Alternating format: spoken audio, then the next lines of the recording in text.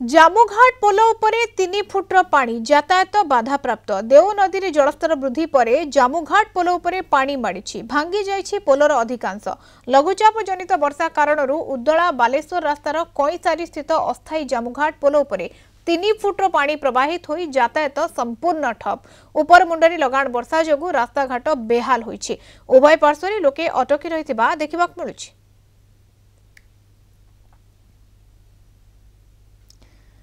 जामुघाट पोल उपरे 3 फुटर पानी